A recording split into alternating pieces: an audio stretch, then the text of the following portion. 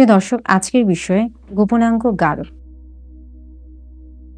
আজকের ভিডিওটি বাংলাদেশ এবং বাংলাদেশ ছাড়াও যারা UK, Europe, America, Australia, Canada, middle east সহ প্রবাসে বসবাস করছেন তাদের সকলের জন্য।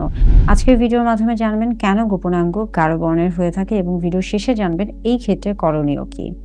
হ্যালো ভিউয়ার্স, আসসালামু আলাইকুম। আমি ডক্টর নুসরাত জাহান দৃষ্টি কাজ করছি sexual health educator, clinical social worker এবং ক্লিনিক্যাল কাউন্সিলর হিসেবে।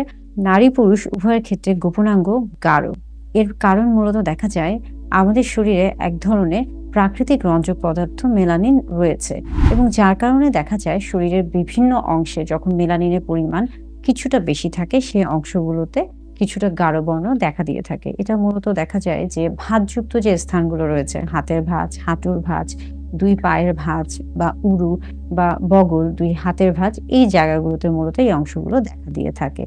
এই অংশগুলো মূলত ঘর্ষণযুক্ত এরিয়া হয়ে থাকে। এখানকার চামড়া বা ত্বক মূলত পাতলা হয়ে থাকে এবং সংবেদনশীল হয়ে থাকে। এছাড়া বয়ঃসন্ধিকালীন সময়েও হরমোনের পরিবর্তনের কারণে এমনটা হতে পারে। বিশেষ করে ইস্ট্রোজেন এবং টেস্টোস্টেরন হরমোনের জন্য এটা হতে পারে এবং এটা কিন্তু স্বাভাবিক শারীরবৃত্ত একটি প্রক্রিয়া। এই ক্ষেত্রে বেশ কিছু ভুল ধারণা রয়েছে। অনেকে মনে করে থাকে গোপনাঙ্গ গাঢ় হলে সেখানে ময়লা বেশি হয়ে থাকে, সেই জায়গাটা অযত্নের হয়ে থাকে এবং অনেকে মনে করে থাকে সেখানে হয়তোবা যৌনতার বেশি চাহিদা থাকে। এই প্রত্যেকটাই আসলে ভুল ধারণা। এই প্রত্যেকটা ধারণা থেকে বেরিয়ে আসার চেষ্টা করতে হবে। অনেকের ক্ষেত্রে জেনেটিক বা বংশগত কারণে এমনটা হয়ে থাকে। গোপনাঙ্গ বিভিন্ন কারণে গাঢ় বা কিছুটা কালচে বর্ণের হতে পারে। তবে এটা স্বাভাবিক একটি বিষয় যতক্ষণ পর্যন্ত না এটা আপনার কোনো সমস্যা তৈরি করে থাকে।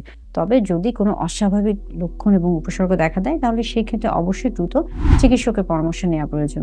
মনে রাখবেন, প্রত্যেকটি মানুষ আলাদা, প্রত্যেকটি মানুষের শরীর আলাদা। আপনার শরীরের যত্ন নিন এবং শরীরকে স্বাভাবিকভাবে মেনে নেয়ার চেষ্টা করুন।